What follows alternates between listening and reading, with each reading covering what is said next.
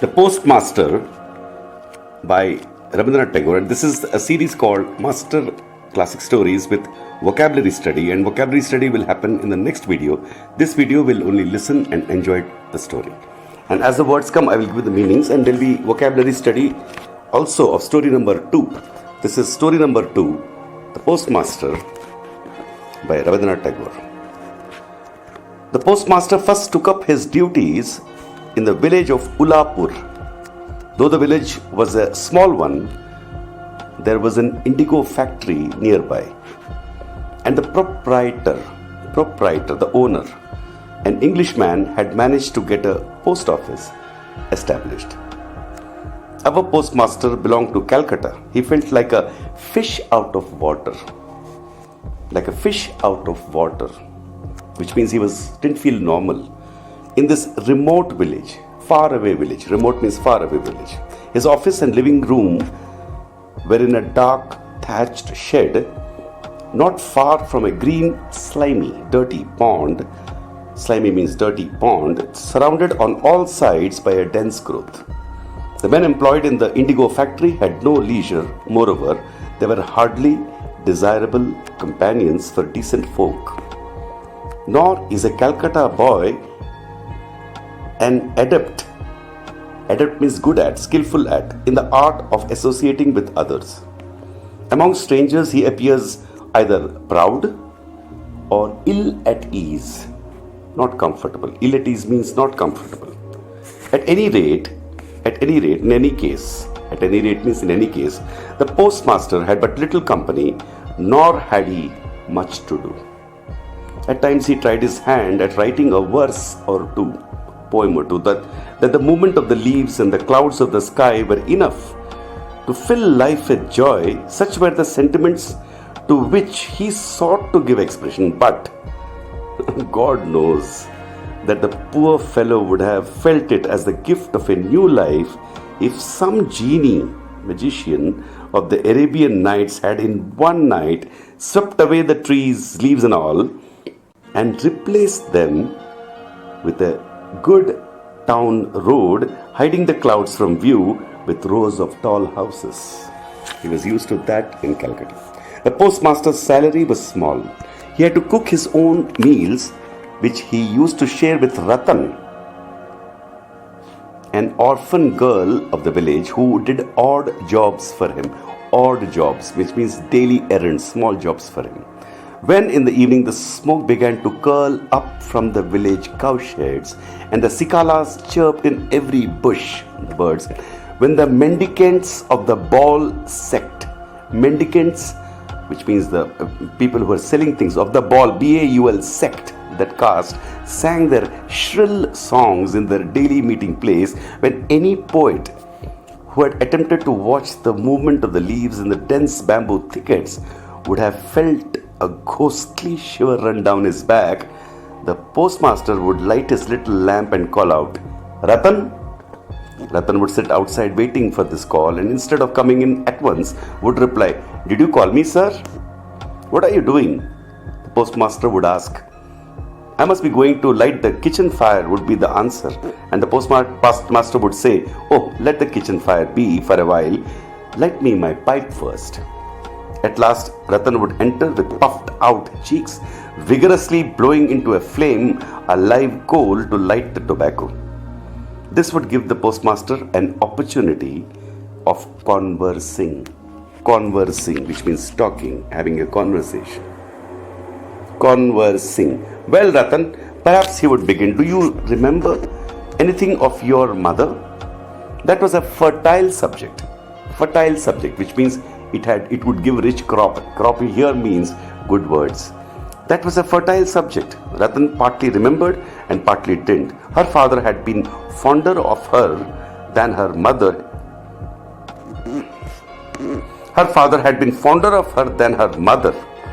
Him she recollected more vividly, sharply.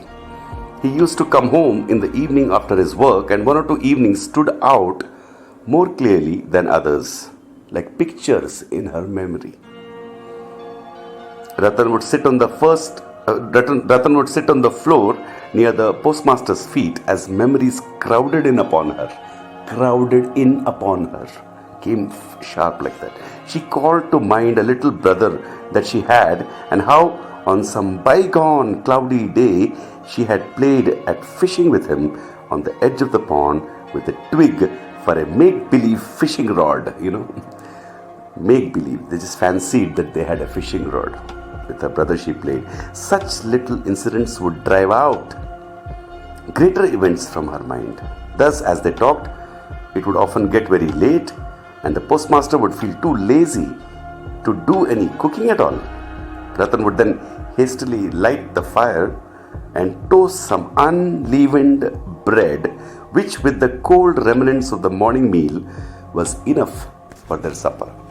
On some evenings, seated at his desk in the corner of the big empty shed, the postmaster too would call up memories of his own home in Calcutta, of his mother and of his sister, of those for whom in his exile, E-X-I-L-E, exile, which means he's out of his own city, of those for whom in his exile his heart was sad, memories which were always haunting him, bothering him, keep coming, these memories keep coming to him. Memories which are always haunting him, but which he could not talk about with the men of the factory, though he found himself naturally recalling them aloud in the presence of the simple little girl. And so it came about that the girl would allude to his people as mother, brother, and sister. Allude means she would name them or think of them like her own. Allude to his people as her own mother, brother, and sister, as if she had known them all her life. In fact, she had a complete picture of each one of them painted in her little heart. One noon, during a break in the rains, there was a cool, soft breeze blowing.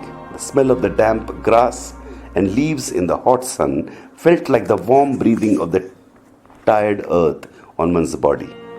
A persistent bird went on all the afternoon, repeating the burden of its one complaint in nature's audience chamber. The postmaster had nothing to do. The shimmer means shine. The shimmer of the freshly washed leaves and the banked up remnants of the retreating rain clouds, which means going back. Retreating rain clouds were sights to see, and the postmaster was watching them and thinking to himself, oh, if only some kindred soul were near. Kindred means someone close to you. Kindred soul were near. Just one loving human being whom I could hold near my heart. This was exactly, he went on to think, what that bird maybe was trying to say, and it was the same feeling which the murmuring leaves were striving to express. But no one knows or would believe that such an idea might also take possession of an ill-paid village postmaster in the deep, silent, midday interval of his work. The postmaster sighed and called out, Ratan. Ratan was then sprawling beneath the guava tree. Sprawling means she was just lying down like that, busily engaged in eating unripe guavas. At the voice of her master, she ran up breathlessly, saying, were you calling me Dada? Dada is a word which we use like brother. I was thinking, said the postmaster, of teaching you to read, and then for the rest of the afternoon, he taught her the alphabet. Thus, in a very short time, Ratan had got as far as the double consonants. It seems as though the showers of the season would never end. Canals, ditches, and hollows were all overflowing with water. Day and night, the patter of rain was heard and the croaking of frogs. The village roads became impassable. You can't cross it. You can't pass through it.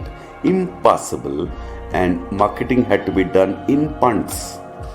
One heavily clouded morning, the postmaster's little pupil had been long waiting outside the door for her call, but not hearing it as usual, she took up her dog-eared book. Dog-eared means the book has been completely torn. Dog-eared book, and slowly entered the room. She found her master stretched out on his bed, and thinking that he was resting, she was about to retire on tiptoe when she suddenly heard her name, Ratan. She turned at once and asked, were you sleeping, Dada? The postmaster, in a plaintive voice, plaintive means begging, crying, I'm not well. Feel my head. Is it very hot? In the loneliness of his exile and in the gloom of the rains, his ailing body needed a little tender nursing. Ailing body, sick body. He longed to remember the touch on the forehead of soft hands with tinkling bracelets, to imagine the presence of loving womanhood, the nearness of mother and sister, and the exile was not disappointed. Ratan ceased to be a little girl. She at once stepped into the post of mother, called in the village doctor, gave the patient his pills at the proper intervals, sat up all night by his pillow, cooked his gruel, his food for him, and every now and then she asked, "Are you feeling a little better, Dada?" It was some time before the postmaster, with weakened body, was able to leave her his sick bed. "No more of this," said he with decision. "I must get a transfer." He at once wrote off to Calcutta with an application for a transfer on the ground of the unhealthiness of the place. Relieved from her duties as nurse, Ratan again took up her old place outside the door. But she no longer heard the same old call. She would sometimes peep inside, furtively. Furtively, furtively means secretly. She would sometimes peep inside furtively to find the postmaster sitting on his chair or stretched on his bed and staring absent-mindedly into the air. Absent-mindedly into the air. While Ratan was awaiting her call, the postmaster was awaiting a reply in his application. To his application. The girl read her old lessons over and over again. Her great fear was lest when the call came, she might be found wanting. She might be found wanting in the double consonants. Might be found wanting. The meaning is, might be found wanting is, she is lacking in that. She is lacking in that. Might be found wanting in the double consonants. She was afraid of that she is lacking in that, because he taught her the double consonants. At last, after a week, the call did come one evening. With an overflowing heart, Ratan rushed into the room with her. "Were you calling me, Dada?" The postmaster said, "I am going away tomorrow, Ratan." "Where are you going, Dada?" "I am going home." "When will you come back?" "I am not coming back." Ratan asked no other question. The postmaster, of his own accord, went on to tell her that his application for a transfer had been rejected. Rejected, not taken.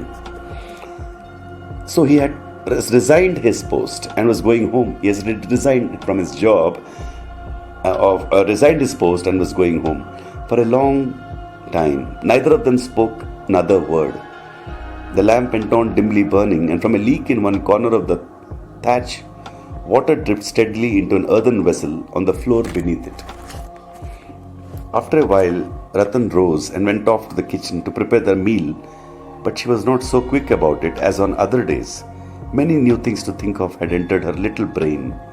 When the postmaster had finished his supper, the girl suddenly asked him, "Dada, will you take me to your home?" The postmaster laughed. "What an idea," said he. But he did not think it necessary to explain to the girl wherein lay the absurdity, which means illogical idea. That whole night, in her waking and in her dreams, the postmaster's laughing reply haunted the little girl. What an idea! What an idea! On getting up in the morning, the postmaster found his bath ready. He had stuck to his Calcutta habit of bathing in water drawn and kept in pitchers, that is big vessels, instead of taking a plunge in the river as was the custom of the village.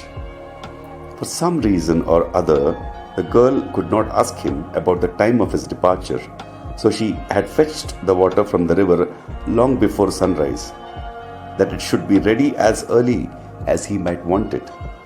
After the bath came a call for Ratan.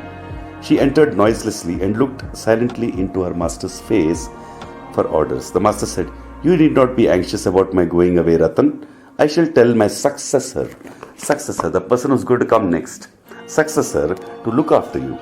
These words were kindly meant, no doubt, but inscrutable are the ways of a woman's heart. Inscrutable, you cannot understand. Inscrutable means you cannot understand.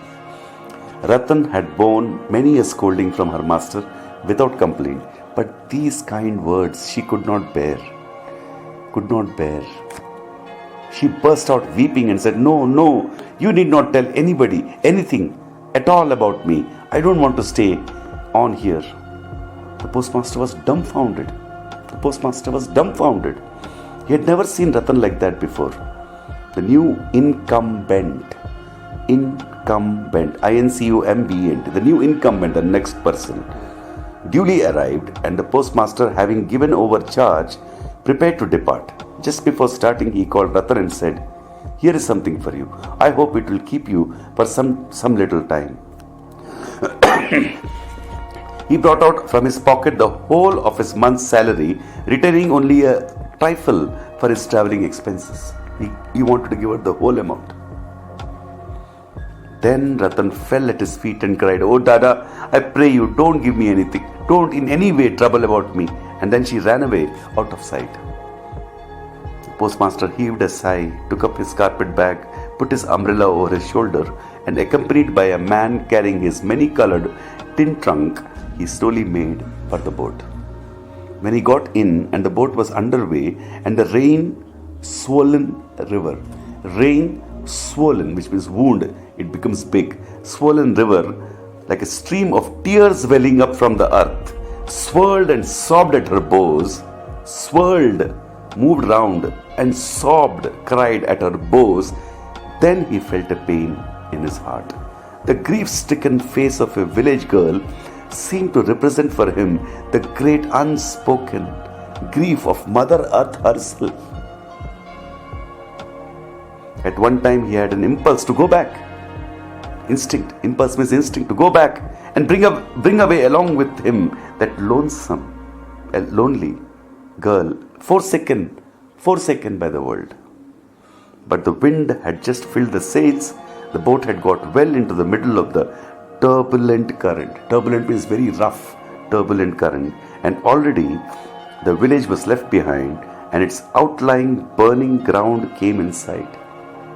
So the traveller, borne on the breast of the swift flowing river, consoled himself with philosophical reflections on the numberless meetings and partings going on in the world. On death, the great parting from which none returns. But Ratan had no philosophy. She was wandering about the post office in a flood of tears. It may be that she had still a lurking hope, moving around, coming there near, lurking hope in some corner of her heart that her Dada would return. And that is why she could not tear herself away from that place. Alas, for our foolish human nature. Tagore says here, alas, for our foolish human nature. Its fond mistakes are persistent. Its they like mistakes, are persistent. They don't leave. The dictates of reason take a long time to assert their own sway, which means power. The surest proofs, meanwhile, are disbelieved.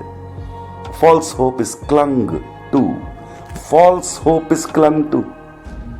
Caught. False hope is clung to. You catch it with all one's might, power, and till a day comes when it has sucked the heart dry, and it forcibly breaks through its bonds and departs. After that comes the misery of awakening.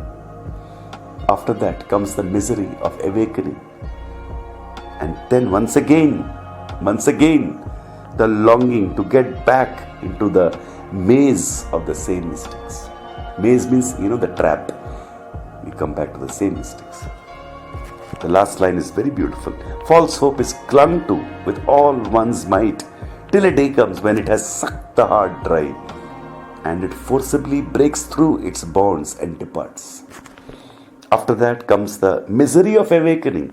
And then once again, the longing, the desire to get back into the maze, confusion, maze of the same mistakes.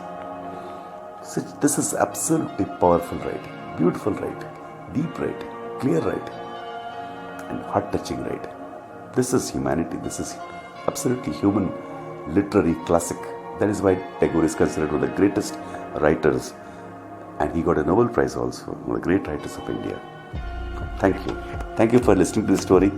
It was such great joy to share this story with you all.